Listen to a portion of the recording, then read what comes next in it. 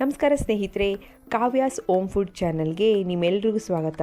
ಇವತ್ತಿನ ರೆಸಿಪಿ ದೊಡ್ಡಿ ಪತ್ರೆ ಎಲೆ ಅಥವಾ ದೊಡ್ಡ ಪತ್ರೆ ಅಂತಲೂ ಸಹ ಕರೀತಾರೆ ಇದನ್ನು. ಅದರಲ್ಲಿ ರುಚಿಯಾಗಿ ಬಜ್ಜಿ ಹೇಗೆ ಮಾಡೋದು ಅಂತ ನೋಡೋಣ ಬನ್ನಿ. ನಾನಿಲ್ಲಿ ಮೊದಲಿಗೆ 3 ಟೇಬಲ್ ಸ್ಪೂನ್ ಆಗೋಷ್ಟು ಕಡಲೆ ಹಿಟ್ಟನ್ನ ತಾತಿದ್ದೀನಿ. ನಾನಿಲ್ಲಿ ಒಂದು 12ರಿಂದ 15 ಬಜ್ಜಿ ಮಾಡ್ಕೊತಿದ್ದೀನಿ. ನಿಮಗೆ ಕ್ವಾಂಟಿಟಿ ಜಾಸ್ತಿ ಬೇಕು ಅಂದರೆ ಸಹ ಜಾಸ್ತಿ ಮಾಡ್ಕೊಬೋದು. 3 ಟೇಬಲ್ ಸ್ಪೂನ್ ಕಡಲೆ ಹಿಟ್ಟು ಆದಮೇಲೆ 1 ಟೇಬಲ್ ಸ್ಪೂನಷ್ಟು ಅಕ್ಕಿ ಹಿಟ್ಟು ಹಾಕೊತಿದ್ದೀನಿ. ನೆಕ್ಸ್ಟು ಓಮ್ ಕಾಳು ಸ್ವಲ್ಪ ನೋಡಿ, ಇಷ್ಟು ಓಮ್ ಕಾಳನ್ನ ಸೇರಿಸ್ಕೊಬೇಕು. ಇದು ಹಾಕಿದ್ರೆ ಫ್ಲೇವರ್ ತುಂಬ ಚೆನ್ನಾಗಿರುತ್ತೆ, ಬಟ್ ಹಾಕಲೇಬೇಕು ಇದನ್ನು.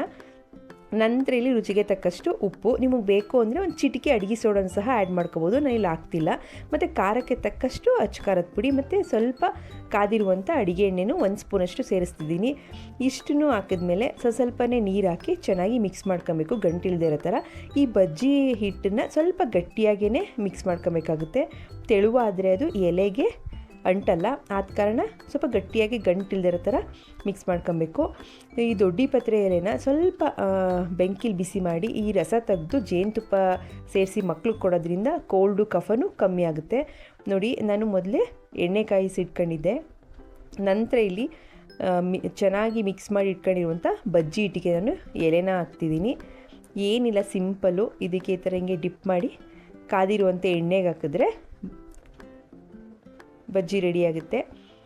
ಸ್ನೇಹಿತರೆ, ಯಾರೆಲ್ಲ ನನ್ನ ಚಾನಲ್ನ ಸಬ್ಸ್ಕ್ರೈಬ್ ಮಾಡದೆ ಈ ವಿಡಿಯೋ ನೋಡ್ತಿದ್ದೀರಾ, ದಯವಿಟ್ಟು ನನ್ನ ಚಾನಲ್ನ ಸಬ್ಸ್ಕ್ರೈಬ್ ಮಾಡಿ ಅಂತ ಕೇಳ್ತೀನಿ.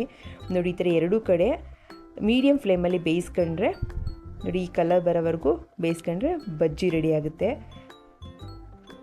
ಅದೇ ಥರ ನಾನು ಇನ್ನೊಂದು ಸಲ ಹಾಕ್ತಿದ್ದೀನಿ. ಟೇಸ್ಟು ಕೂಡ ತುಂಬ ಚೆನ್ನಾಗಿರುತ್ತೆ, ಅಂದರೆ ಡಿಫ್ರೆಂಟಾಗಿರುತ್ತೆ. ನಾವು ಎಲ್ಲ ಥರದ ಬಜ್ಜಿನೂ ತಿಂದಿರ್ತೀವಿ, ಇದನ್ನು ಅಷ್ಟೇ ಒಂದೊಂದು ಸಲ ಮಾಡಿ ತಿನ್ನೋದ್ರಿಂದ ಹೆಲ್ತ್ಗೂ ಒಳ್ಳೆಯದು ಮತ್ತು ಟೇಸ್ಟು ಡಿಫ್ರೆಂಟಾಗಿರುತ್ತೆ. ನೋಡಿದ್ರಲ್ಲ ದೊಡ್ಡ ಪತ್ರೆ ಎಲೆ ಅಥವಾ ದೊಡ್ಡ ಪತ್ರೆ ಎಲೆ ಬಜ್ಜಿ ಹೇಗೆ ಮಾಡೋದು ಅಂತ.